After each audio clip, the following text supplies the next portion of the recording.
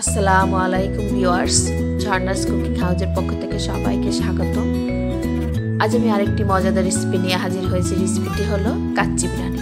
কাচ্চি বিরিয়ানির বিশেষ গুণ হলো মাংসটি হবে খুবই সফট এবং চালটা হবে ঝরঝরে। তাহলেই হয়ে গেল পারফেক্ট কাচ্চি বিরিয়ানি। তার আগে বলছি, আমার চ্যানেলটি যদি এখনো কেউ সাবস্ক্রাইব করে না থাকুন, এখনই করে ফেলেন আমার পরবর্তী রেসিপি দেখার জন্য।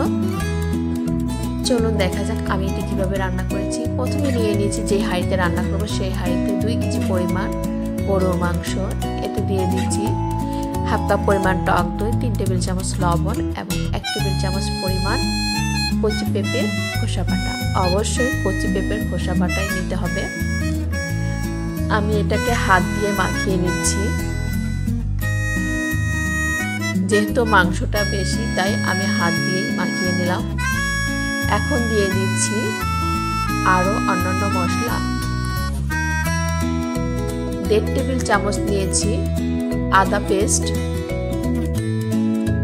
1.5 টেবিল চামচ নিয়েছি রসুন পেস্ট, 1 টেবিল চামচ নিয়েছি লাল গুঁড়া মরিচ, আপনারা চাইলে আরেকটু বাড়িয়ে নিতে পারেন।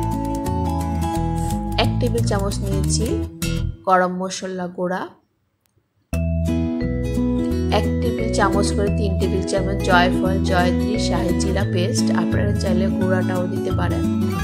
নিয়ে নিচ্ছি 1 টেবিল চামচ সাদা গোলমরিচের গুঁড়া। এখন আমি এই মশলাগুলো দিয়ে ভালো করে মাংসটাকে মাখিয়ে নেব।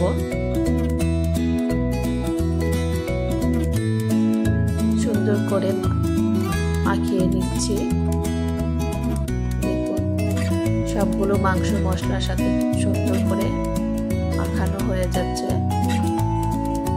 এখন অ্যাড করছি হাফ কাপ পরিমাণ তেল। তেলটা দিয়েছি আমি বেরেস্তা ভাজা, 1 কাপ পরিমাণ বেরেস্তা ভেজেছি, এখানে অ্যাড করিনি। এখন দিয়ে দিচ্ছি 1.5 টেবিল চামচ পরিমাণ কেওড়া জল। আবার একটু আমি মাখিয়ে নিলাম।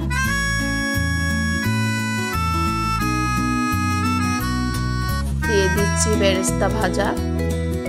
হাফ কাপ আমি বেরেস্তা নিয়ে নিয়েছি, আর হাফ কাপ আমি পরে ব্যবহার করব। আর একটু মাখিয়ে নিলাম। এখন আমি মাংসটাকে ভালো করে হাঁড়িতে বিছিয়ে দিচ্ছি, যেহেতু এই হাঁড়িতে আমি রান্না করব, তাই আমি কিছুটা আলু হালকা পরিমাণ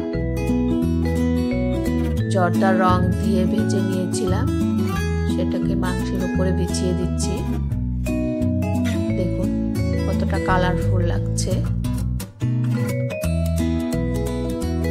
বিছানো হয়ে গেছে। দিয়ে দিচ্ছি কিছুটা এলাচ ও দারচিনি আস্ত, দিয়ে দিচ্ছি কিছুটা কাবাব চিনি, মাংসের উপর ছড়িয়ে দিলাম। আরো দিয়ে দিচ্ছি কয়েক টুকরো আলু বোখরা ও কিশমিশ, আপনারা চাইলে পেস্তা বাদামও ক্রাশ করে দিতে পারেন। আরো দিয়ে দিচ্ছি কিছুটা কাঁচামরিচ। এখন আমি একটি মিশ্রণ তৈরি করব। নিয়ে নিলাম মিক্সিং বল, 1 কাপ পরিমাণ ফুল ক্রিম গুঁড়ো দুধ, অবশ্যই গুঁড়ো দুধ দিবেন, 1 কাপ তেল এবং 100 গ্রাম ঘি। যদি পারফেক্ট কাচ্চি বিরিয়ানির স্বাদ পেতে চান, অবশ্যই তেল ঘি অ্যাড করতে হবে। এখন আমি এই মিশ্রণটি তৈরি করব। এর সাথে অ্যাড করব 1 কাপ পরিমাণ কুসুম গরম পানি। দেখুন মিশ্রণটি হয়ে গেছে।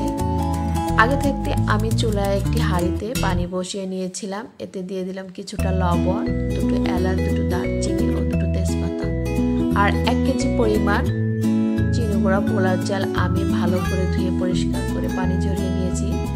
এখন আমি পানিতে দিয়ে দিচ্ছি সামান্য পরিমাণ বয়েল করব, তাই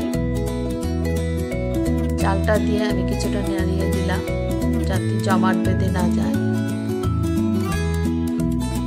কিছুটা পরিমাণ সিদ্ধ করার জন্য আমি এখন পানিটা ঝরিয়ে নিলাম। আমার সিদ্ধ হয়ে গেছে। আমি এই চালটা গরম অবস্থায় মাংসের উপরে বিছিয়ে দিচ্ছি, আপনারা চাইলে একটু ঠান্ডা করে দিতে পারেন।